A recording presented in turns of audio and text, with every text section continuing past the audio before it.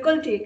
हर पढ़ा लिखा मुसलमान आके जाहिल मुसलमान को गालियां देके चला जाता है। पाकिस्तान से गलती हो रही है जो ये चीज नहीं हो पा रही, और कहां से भारत इसमें कुछ पीछे हट गया है या नहीं कर पा रहा वो चीज जो होनी चाहिए। तो पाकिस्तान बना था बिल्कुल मजहब के नाम पे पाकिस्तान बनाया गया था, ये कि दोनों कंट्रीज जो है वो आपस में अच्छे से रह सके, एक अच्छे पड़ोसी की तरह रह सके, और दोनों कंट्रीज जो है इंडिया और पाकिस्तान वो अमन के साथ क्यों नहीं रह पा रहे। ठीक है, बन गया पाकिस्तान, सही बना गलत बना वो एक अलग बहस है। तो इंडिया की और पाकिस्तान की, रादर पाकिस्तान की और इंडिया की जो प्रॉब्लम है, इसका अगर आप पॉलिटिकल एस्पेक्ट देखें और कल्चरल एस्पेक्ट देखें तो ये कल्चरल प्रॉब्लम ज्यादा मुझे लगती है बनिस्बत पॉलिटिकल प्रॉब्लम के, और उसी की बुनियाद पर कल्चर कहें या फेथ कहें, उसी की बुनियाद पर पाकिस्तान की बुनियाद रखी गई थी। और मैं, जैसे आप कह रही हैं कि आजकल कब तक ऐसे चलता रहेगा, तो मेरा तो मानना है कि पहले तो बेटर था, अब तो ये चीज ज्यादा डिटोरिएट होती जा रही है।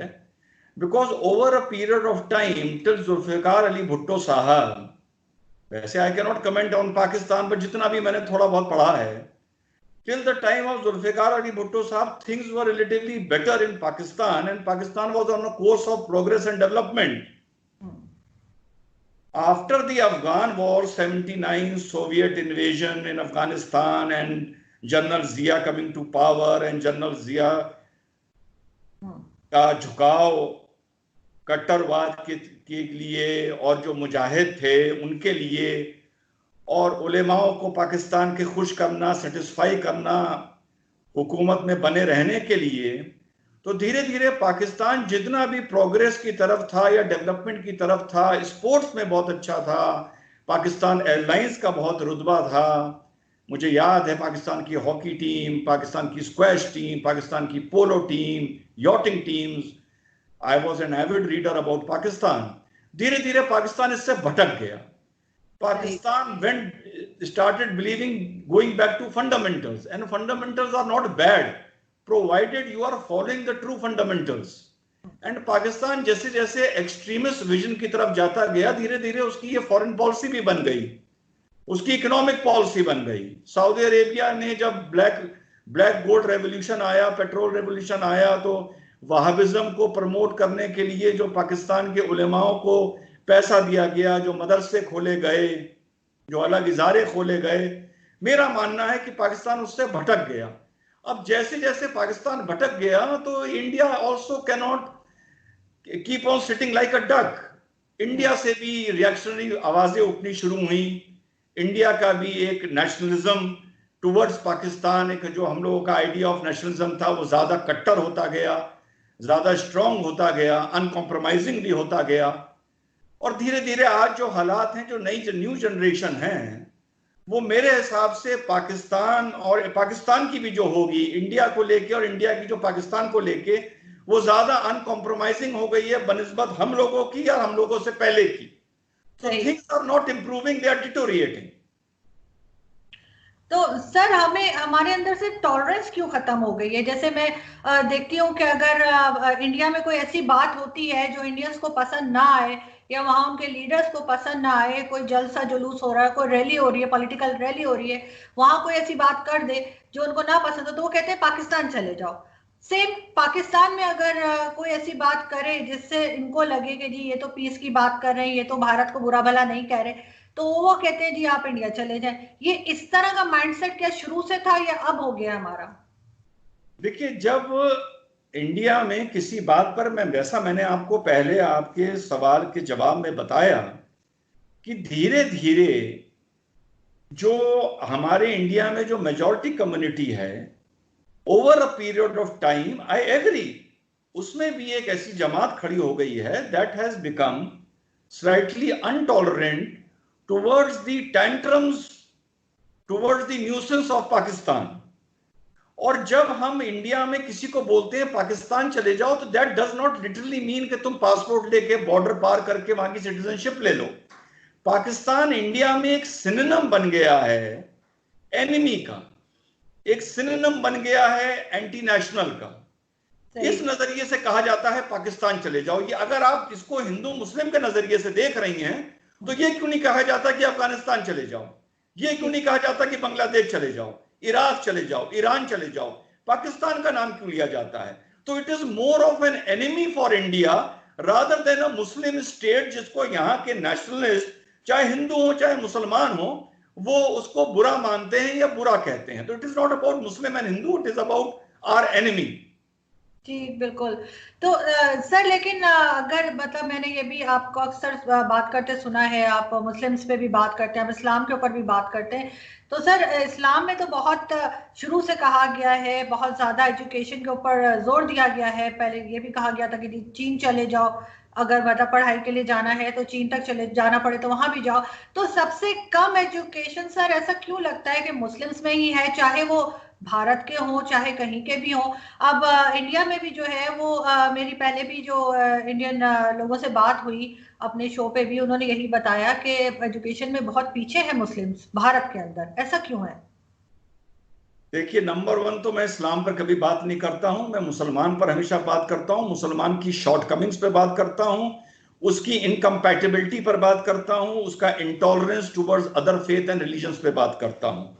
मैं इतना आलिम हूं, ना मुझे यह हक है कि मैं इस्लाम पर बात करूं, पहली चीज।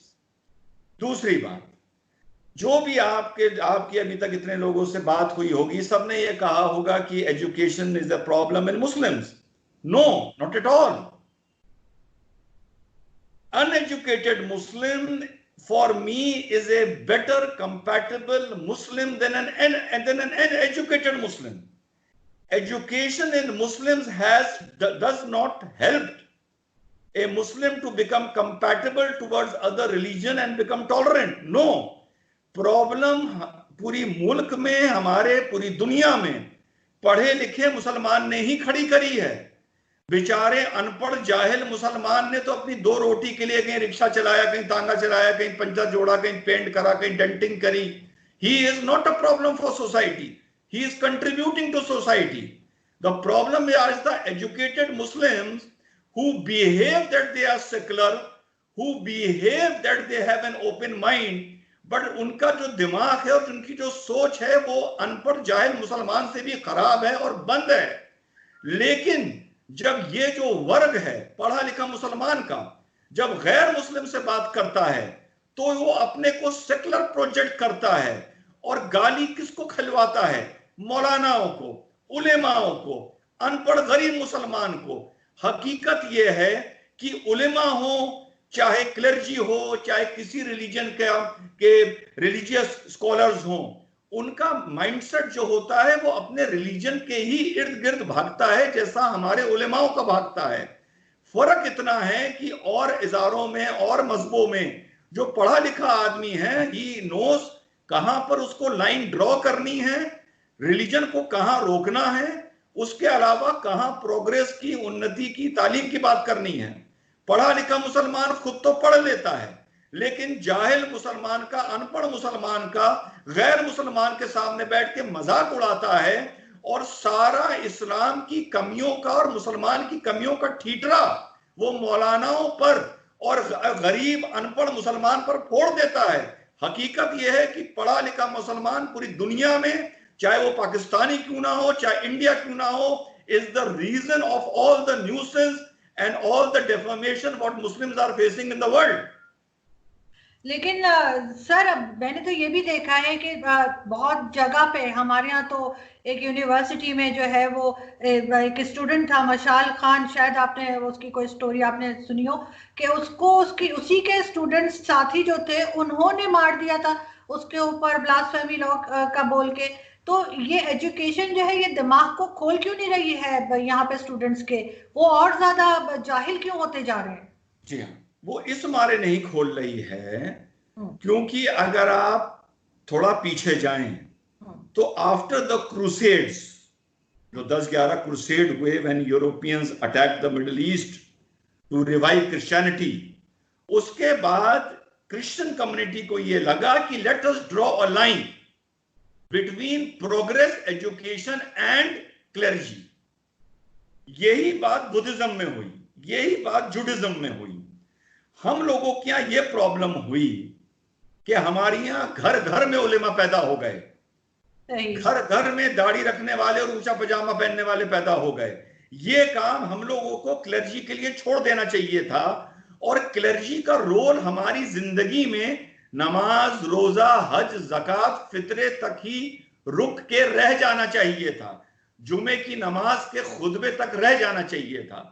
लेकिन मुस्लिम क्लर्जी जो है, it is an other face of Muslim politics, it has become an another face of Muslim society.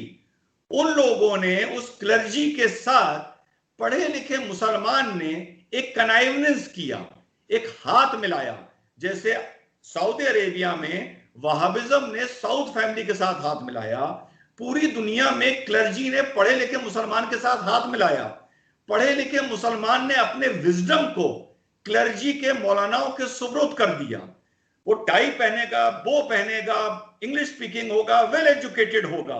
लेकिन आप जब उसको एक्सप्लोर करते जाएंगे, मैं ये मानता हूं, मेरे सामने पढ़े से पढ़ा मुसलमान आप रख दीजिए, 20 सवाल मैं पूछूंगा और उसको मैं एक्सपोज कर दूंगा कि उसका माइंडसेट एक जाहिल अनपढ़ मुसलमान से भी ज्यादा कट्टर है और ज्यादा खराब है, क्योंकि वो अडल्ट्रेट हो चुका है। बिल्कुल ठीक। हर पढ़ा लिखा मुसलमान आके जाहिल मुसलमान को गालियां देके चला जाता है। को कांग्रेस और बीजेपी में क्या फर्क लगता है? क्योंकि पहले जब कांग्रेस पार्टी थी तो पाकिस्तान के साथ टर्म्स इतने खराब नहीं होते थे, इतने ज्यादा पाकिस्तान से भी स्टेटमेंट्स नहीं जाती थी, वहां से भी नहीं आती थी।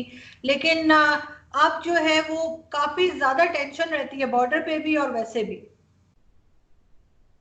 नहीं, देखिए, जहां तक कांग्रेस और बीजेपी की बात है, 1965 वॉर जब इंडिया पाकिस्तान की हुई, then Congress was in power. 71 war जब हुई, then Congress was in power. और जहां तक बीजेपी की बात है, it was mister Atal Bihari Vajpayee who went on a bus ride to Pakistan and hugged Mr. Pervez Musharraf. And same thing, Narendra Modi ji also tried when he visited Lahore, when he visited Pakistan on a surprise visit. So this is about politics. BJP ने कभी भी, BJP की government ने, चाहे वो अटल जी की government हो, चाहे वो नरेंद्र मोदी जी की गवर्नमेंट हो, Pakistan as a Muslim nation, I quote and unquote, कभी भी पाकिस्तान के अगेंस्ट कोई एनिमोसिटी नहीं रखी है। And both the governments of Atal Bihari Vajpayee ji and Narendra Modi ji has shared बहुत ही अच्छे रिश्ते अरबी मुल्कों के साथ, यूएई के साथ, सऊदी के साथ, बांग्लादेश वगैरह वगैरह, अफगानिस्तान के साथ। तो जैसा मैं आपको बता रहा हूं, Pakistan is more of an enemy nation rather than an enemy because of a Muslim nation. No, there is no connection. We have very good relations with Bangladesh. और इंडिया में कभी नहीं कहा जाता, जैसा पहले मैंने कहा, जाओ भाग के बांग्लादेश चले जाओ। तो Pakistan is more of an enemy. और जैसा मैंने बताया कि कांग्रेस ने बस एक चीज करी, to befool the Muslims of India, to appease the Muslims of India. Congress ने यह दिखाया कि हमारे पाकिस्तान से जो रिलेशनशिप है वो बहुत एमिकेबल है, और उसने हमेशा पाकिस्तान को एक मुस्लिम नेशन बना के हम लोगों के सामने प्रोजेक्ट किया। और धीरे धीरे जब ये appeasement it got on the nerves of the majority community, या एक जमात इन द मेजॉरिटी कम्युनिटी, में पूरी मेजॉरिटी कम्युनिटी की बात नहीं कर सकता, तो then they started becoming vocal. And जो अब आप देखते हैं कि ये जो ज्यादा रिएक्शन होता है, ये because a section of the majority Indian community, the Hindu community, has become vocal. Indira ji के टाइम में, if you go back in history, हमारे बॉर्डर पे 7-7 दिन फायरिंग्स होती थी। जो इंडिया पाकिस्तान में टेररिज्म प्रॉब्लम शुरू हुई, वो उस टाइम इंडिया में कांग्रेस की ही गवर्नमेंट थी, बीजेपी की गवर्नमेंट नहीं थी।